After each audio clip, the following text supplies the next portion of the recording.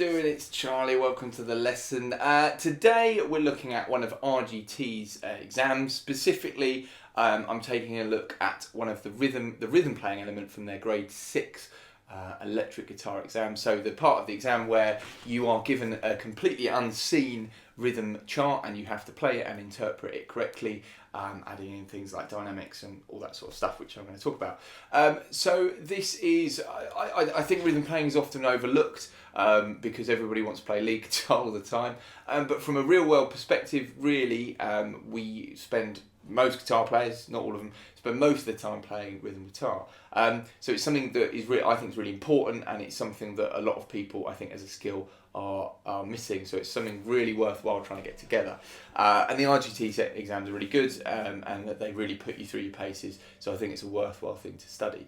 I work as an examiner for RGT, so I've got a little bit of a perspective, particularly things that I can offer up as things that I think are useful as a student preparing, or for a teacher that's maybe preparing his or her students for their exams. So first thing might seem obvious, but it's often overlooked: your sound. When you rock up to an exam, just make sure, especially if you're doing the electric guitar exams, make sure you've got a nice clean sound. It might sound obvious, but just make sure you're happy. It's nice, clean, and it's clear. It's not kind of on the back pickup and it's all kind of nasally and everything. Just nice and clean and clear sound. I know it sounds obvious, but it is often overlooked. Do just make sure that you're happy with your setup and that you can get a clean sound from the amp that you're using. Okay, so on with the chart. I've chosen chart number 1. A few things just to bear in mind. When you're at kind of preliminary to grade 5 level, if you have a little peruse through the syllabus, basically, and I'm paraphrasing here a lot, you have got to make sure that you can, or as a candidate, you've got to make sure your student can, get through the chart, play it rhythmically, sound so that your timing is secure, understand the repeat markings, definitely play with some sort of dynamics, and make sure that you can change between the chords fairly fluently. Okay, we're talking distinction level here because you've got to aim for distinction. You might as well. Who doesn't want a distinction grade? So those are all things that you really have to have together to put you in that bracket. Doesn't necessarily mean you'll get a distinction mark, but you've got to have that together. If you can only really limp through the chart and your timing's all over the place and you can't understand the repeats, then don't necessarily expect a distinction level grade. Okay. Now, once you move up to 6 and 8, which is obviously a high level qualification, UCAS points are involved.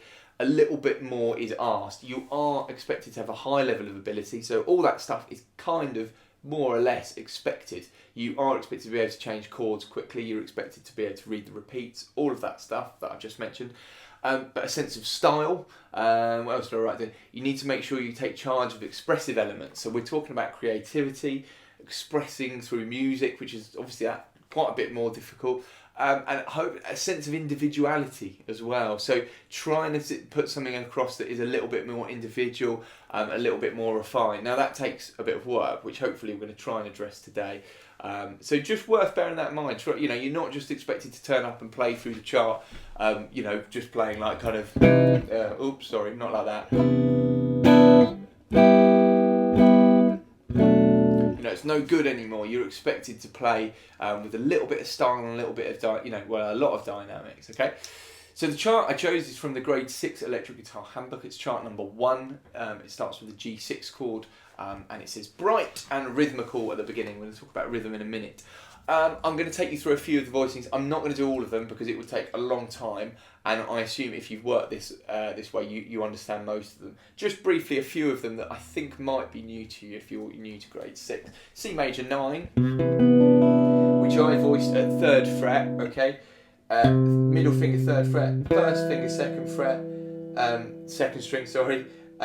Your 3rd finger on the 2nd string of the 3rd fret, and the 4th finger on the 4th fret of the 3rd string. Okay, that's quite a tricky one. It is in the book, but I particularly use that. It's lovely voicing. What else did I highlight?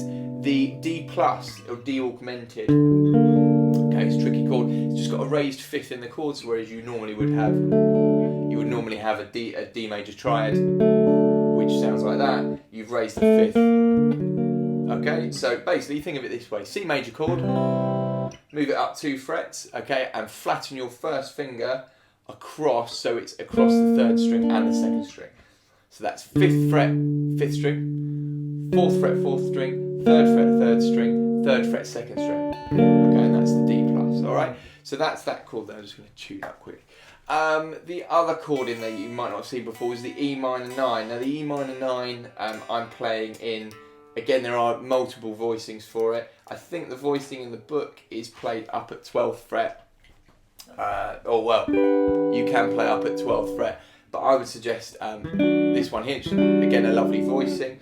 7th fret, E minor 9, middle finger 7th string, 7th fret 5th string, 1st finger 5th fret 4th string, 3rd finger 7th fret 3rd string, little finger on the 7th fret of the 2nd string. Should be in your book if you've got any of that wrong, but that's right, it's an E minor 9. Okay, the only other one which I thought, oh no, D plus, yeah, that's it. I think those should be any of the new ones. D dominant 9 possibly was the only other one, in case you're a bit unsure. That's just 5th fret 5th string, 4th fret on the 4th string, then your 3rd finger, actually there's a few ways of playing this, but I would bar the 3rd finger across the top 3 strings of your 5th fret. Okay, just like that. Okay, so that should cover most of the voicings. Now obviously I'm not going to go through all of them because it would take quite a long time.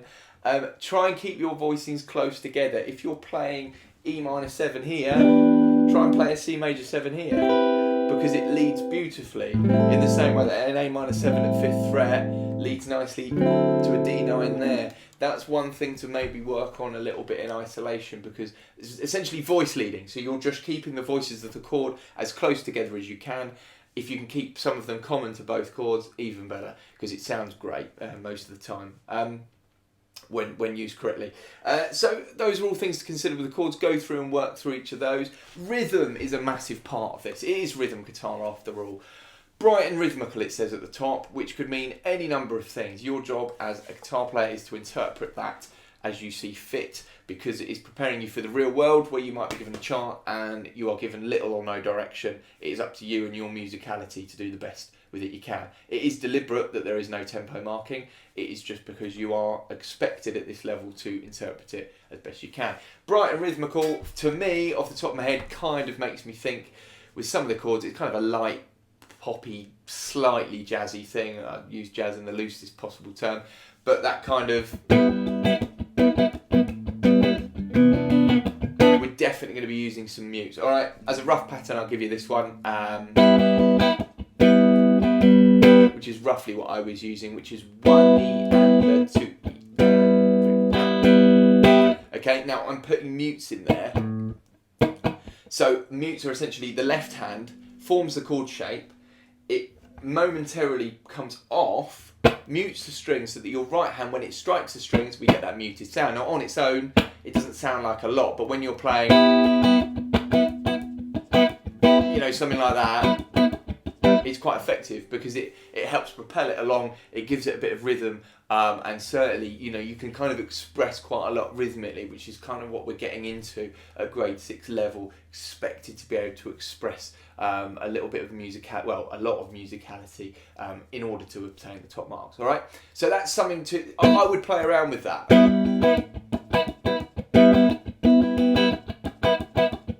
Okay, loads of variations.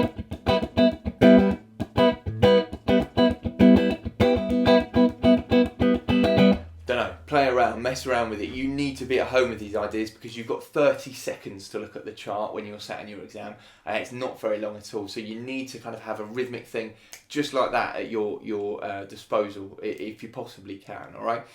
Now the only other thing to mention on the rhythmic front are the split bars. Okay. I would definitely differ the rhythm you play if you possibly can. Again, I know it's a bit of a luxury, but because if you're playing the same rhythm or more or less the same rhythm through the entire chart, to aim for the top marks, ideally you're going to vary it a little bit. Okay, doesn't mean you're going to fail if you don't vary the rhythm. It just means that if you're aiming for the top marks and you can vary, you know, you ideally you want to show a little bit of flexibility. So I would just say maybe, because otherwise if you're playing quite heavy 16ths, oh sorry.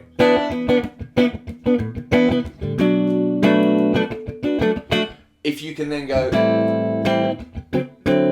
you break the rhythm up a little bit. It's just a bit easier on the ear. So there I'm just playing like 1, 2, 3, and 1, 2, 3, and I'm playing on the offbeat. Okay, so 2 mutes.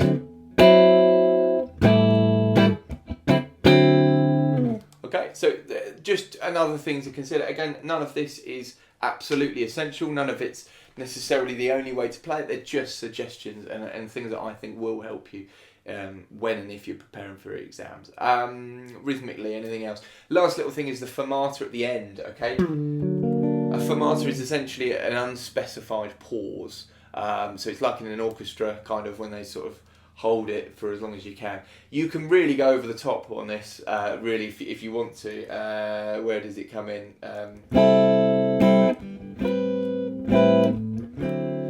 You could arpeggiate the chord because it doesn't indicate otherwise, and it gives you that tension to then release. Okay, so that's something else just to consider from a rhythmic perspective, which I'm just going to finish with. So the chart does have a few dynamics, okay? Things to remember about dynamics: you need to show that you can vary. So you need to show that there's a difference. If your MF is a bit quiet or your MP is a bit loud, it's not necessarily the end of the world, but you need to show that there's a variation, okay? Because if they're the same volume, it's as if you didn't even know there were dynamics, all right? So you need to be able to show that from the A minor 7,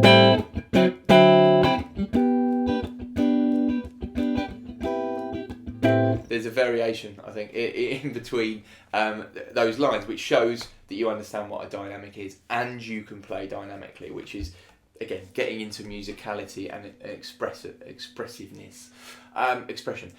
So then also the last line we have a rallentando, and we also have a diminuendo. So we're slowing down and we're getting quieter. Quite difficult. I would practice this quite a lot because actually, if you're coming.